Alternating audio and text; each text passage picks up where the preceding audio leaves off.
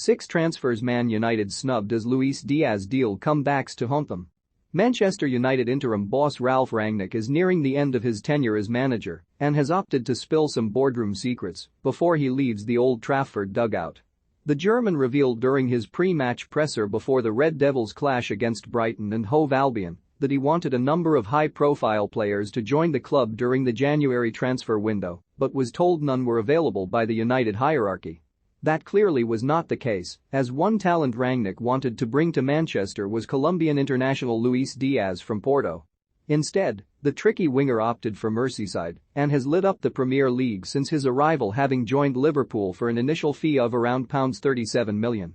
The answer at the time was no, there was no player on the market that could really help us. There were a few: Diaz, who is now at Liverpool, Julian Alvarez, who will be at Manchester City in the summer, Dusan Vlahovic, who at the time still was with Fiorentina. Those are just 3 of them that come across my mind now, Rangnick explained.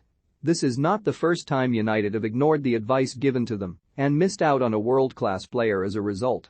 It is yet another damning indictment of those who have been running the club in recent years that the Red Devils have seen so many targets join rival sides. With Rangnick's comments still fresh in the memory, Mirror Football has taken a look at 6 other players who United could have purchased, only to see a deal fail to materialize. Have your say. Who should Man United sign this summer? Comment below. The technically gifted Portugal international is every inch the modern-day full-back with remarkable on-the-ball ability and a tendency to contribute to attacks. Currently of Manchester City, Cancelo could have very well been lining up in the red of United if the club had listened to the advice of one of their very own legends in Gary Neville. I had him as a very young player at Valencia, but you could just see exceptional talent, he said on his Sky Sports podcast. I made calls back to England, you could imagine to which club I'm talking about, saying, if you'd ever take a young player, he's one you'd take. Phil Neville was assistant to his brother out in Spain and is thought to have told former executive vice chairman Ed Woodward to sign Cancelo, but United dithered and Juventus capitalized after a brief loan spell at Inter Milan. It was only a matter of weeks ago that Thiago was enjoying the freedom of the Anfield pitch against a United side in the process of being humiliated by fierce rivals Liverpool. While the Spanish international was delivering a midfield masterclass in Merseyside, some at United may have been left wishing they had tried harder to sign Thiago when the chance presented itself in 2013. With Thiago's exit from Barcelona reportedly imminent, confidence that he would end up at Old Trafford was so high. David De Gea wrote, "See you in Manchester on a under-21 European Championship match ball," after Thiago netted a hat-trick in the final.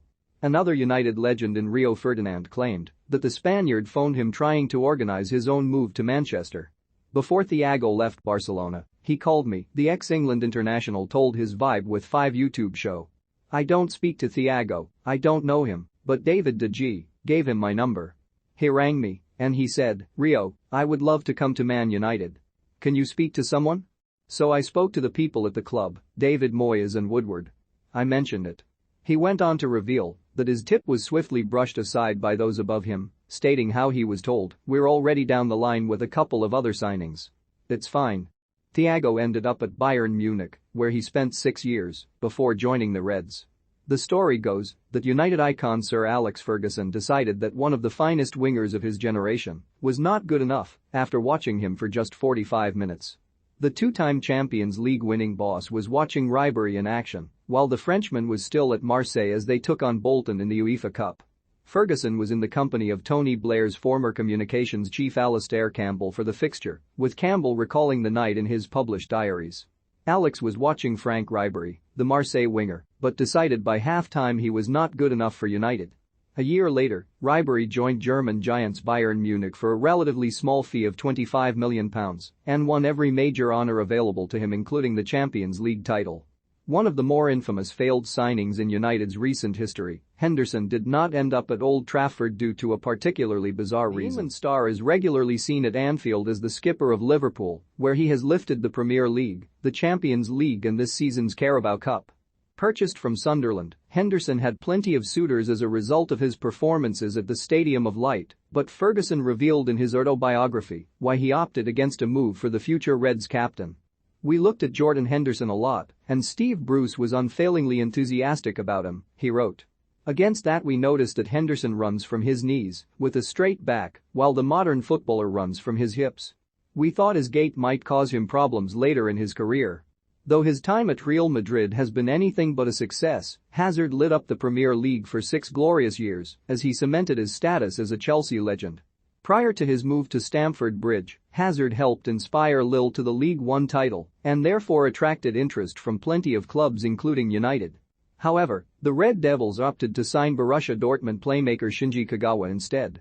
Ferguson went on to bemoan the kind of money Chelsea paid for the Belgian, while also hinting at another failed deal. "There is a borderline in terms of what you would think is a good signing for United," Ferguson explained during Kagawa's unveiling. "I see some values on players, like Hazard for instance. To me it was a lot of money. He's a good player, but £34 million? What we're finding anyway, the climate for buying these top players, not just the transfer fees, the salaries, agents' fees, is just getting ridiculous now."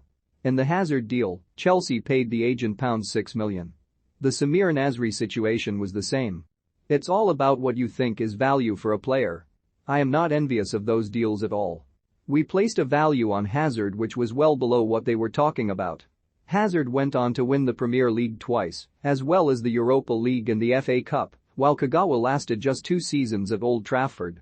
The eccentric Dutchman won the FA Cup while at Old Trafford, but has since revealed his frustration at being unable to sign anyone from his lengthy transfer wish list. "I wanted Robert Lewandowski, but when this proved difficult I tried to get Gonzalo Higuain instead," Van Gaal told 4for12. "Before I had arrived, I also spoke with the board about Neymar. If you are at United, you have to think big.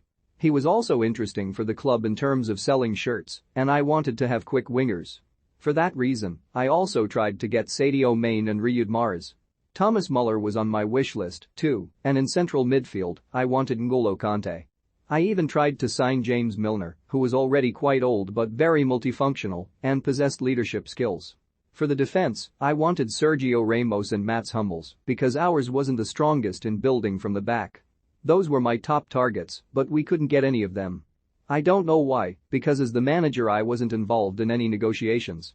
After I left, players like Mahrez and Kante ended up at Manchester City and Chelsea, while United couldn't get them. I found that very odd.